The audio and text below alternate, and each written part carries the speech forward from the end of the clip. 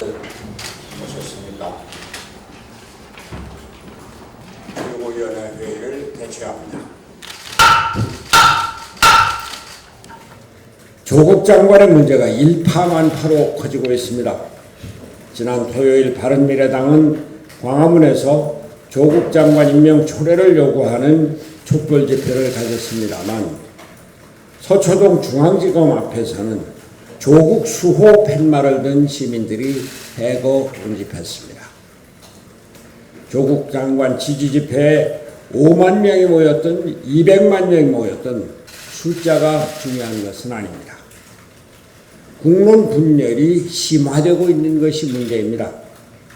저는 조국 장관이 법무장관으로 지명되기 전부터 조국 수석이 국민 편 가르기와 진영 갈라치기를 부추기고 있다고 우려하면서 조국 수석은 국론 분열의 주역이므로 그를 장관으로 임명하면 안 된다고 대통령께 말씀드렸습니다. 이제 국론 분열의 우려가 현실이 되고 있습니다. 조국 장관으로 인해 나라가 완전히 두 쪽으로 갈라졌습니다. 국민 통합은 찾아볼 수 없습니다. 지난 27일 문재인 대통령이 발표한 메시지는 국론 분열의 커다란 기폭제가 되었습니다. 문재인 대통령은 메시지에서 인권을 존중하는 절제된 검찰권의 행사를 강조했습니다. 조국 장관에 대한 검찰 수사를 비판한 것이고 검찰에 대한 커다란 압박이 되고 있는 것입니다. 저는 대통령이 미국을 방문하고 돌아와서 그간의 사정을 제대로 파악하고 조국 장관에게 이제는 물러나야 되겠다고 설득하고 해임할 것을 기대했었습니다. 그러나 정반대의 행동을 한 것입니다. 크게 실망스럽습니다.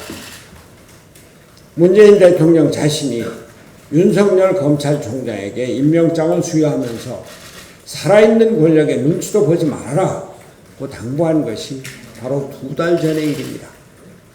그런데 이제 와서 조국 장관을 구하기 위해 말을 바꿔가면서 검찰에 압력을 가하고 이를 통해서 국론 분열을 부추기는 것이 대통령으로서 할 일입니까? 대통령의 메시지 발표 이후 여당 의원들의 조국 비판은 쑥 들어가고 검찰을 비난하는 목소리만 드높아지고 그러더니 국무총리도 말을 바꿔서 검찰을 압박하기 시작했습니다. 검찰 개혁을 앞세우며 조국 수석 피켓을 들고 검찰 수사를 비난하는 시위대가 촛불을 들고 서초동 검찰 정사 앞 거리를 메웠습니다. 여당 대변인은 200만이라고 과장선전하는 상황까지 벌어지고 있습니다. 윤석열 검찰총장은 이례적으로 입장문을 발표하고 검찰개혁을 위한 국민의 뜻과 국회의 결정을 존중할 것이라고 말했습니다. 언론은 검찰총장이 수사팀에게 움츠려 들지 말고 엄정하게 수사하라는 메시지를 보낸 것이라고 분석하고 있습니다. 사람들은 대통령과 검찰의 싸움이 시작되었다고 수군거립니다. 야단입니다. 나라가 큰일입니다. 국가적으로 해야 할 현안들이 산적해 있는데 대통령이 검찰을 압박하고 검찰은 대통령에게 저항하는 일이 벌어지고 있는 것입니다. 대통령이 해야 할 일은 검찰이 엄정한 수사를 격려해 주어야 합니다. 부하에게 잘못이 있으면 그를 내려앉히고 정의를 세워야 하는 게 대통령의 본분입니다. 그래야 국민의 마음을 하나로 모을 수 있고 국난을 헤쳐나갈 힘이 생기는 것입니다. 마지막으로 윤석열 검찰총장에게도 한 말씀 드립니다. 지금까지 해왔듯이 대통령의 압력에도 굴하지 마시고 권력에 똑바로 맞서서 이 땅에 정의를 바로 세우는 검찰이 되어주시기 바랍니다.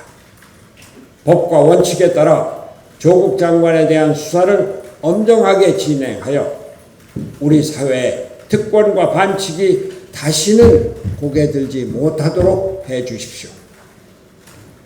공정한 사회, 정의로운 나라가 이번 조국 장관 수사에 달려있고 국민들은 눈을 크게 뜨고 검찰을 바라보고 있다는 점을 명심해 주십시오. 검찰개혁의 척도도 바로 그것입니다. 국민은 정의로운 검찰 편에 있음을 굳게 믿고 정도로 가주시기 바랍니다.